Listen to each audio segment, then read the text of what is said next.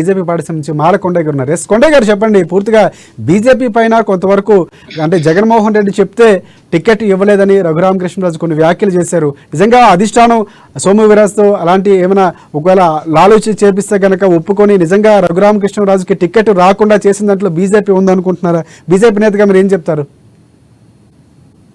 Brother నమస్తే. మీరు ఒక విషయం గమనించాలి. ఎస్, రఘురామకృష్ణరాజు గారు భారతీయ జనతా పార్టీ నాయకులు కాదు. ఎస్, కాబట్టి రఘురామకృష్ణరాజు గారికి సీట్ ఇవ్వాలా లేదా అనే విషయం భారతీయ జనతా పార్టీ నుంచి డిసైడ్ చేయడం అనేది ఆయనకి ఉద్దాన్ని ఇవ్వకుండా చేసే అంత పరిస్థితి భారతీయ పార్టీకి లేదు, అంత అవసరం కూడా మనకు లేదండి. ఎందుకు ఈ విషయం చెప్తున్నానంటే, రఘురామకృష్ణరాజు గారు ఢిల్లీలో ప్రధానమంత్రి నరేంద్ర మోడీ గారితో మంచి పరిచయంతో ఉంటారు. వారు కేంద్ర ప్రభుత్వంతో కూడా మంచి వాతావరణంలో ఉంటారు.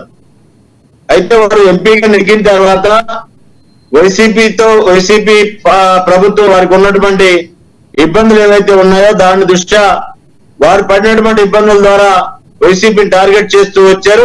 దాంతో పాటు తెలుగుదేశం పార్టీని సపోర్ట్ చేస్తూ వచ్చారు. వారు ఏదైతే ఆలోచనతో నరసాపురంలో పోటీ చేయాలనే కోరిక వారు మనసులో ఉండటంలో తప్పలేదు. తెలుగుదేశం పార్టీ వారు సీట్ ఇస్తామంటే మాకేం అభ్యంతరం లేదు. కానీ నరసాపురం పార్లమెంట్ భారతీయ జనతా పార్టీకి వచ్చిన తర్వాత భారతీయ జనతా పార్టీ నాయకుడు కానటువంటి కృష్ణరాజు గారు ఆ సీటుని కోరుకోవటం, భారతీయ జనతా పార్టీ ఆ సీటు ఇవ్వలేదు అనేటటువంటి ఆవేశంతో నేను 2 మాటలైతే మాట్లాడారు. కానీ తర్వాత వారు వెంటనే నేను ఎన్డీఏలోనే ఉన్నాను, ఎన్డీఏ మనిషిని, నేను ఎన్డీఏని గౌరవిస్తాను అనేటటువంటి విషయం కూడా చెప్పినటువంటి విషయం మనం చూసినట్లయితే, వారికి మనసులో ఏదైతే వైసీపీ గత ఎంపీ అయిన దగ్గర నుంచి వారిని ఇబ్బంది పెట్టినటువంటి పరిస్థితులు గుర్తు తెచ్చుకొని వైసీపీ మీద మాట్లాడినటువంటి విషయం బీజేపీ అడ్డు పెట్టుకుని మాట్లాడకుండా ఉంటే ఇంకొక లైన్ లో ఉండేమో.